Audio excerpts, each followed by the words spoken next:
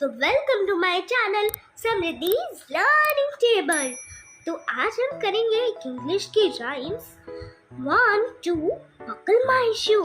तो चलो स्टार्ट करते हैं। 1 2 buckle my shoe, 3 4 knock the door, 5 6 pick up sticks, 7 8 lay them steps, 9 10 a big fat hen, a big fat hen, a big fat hen।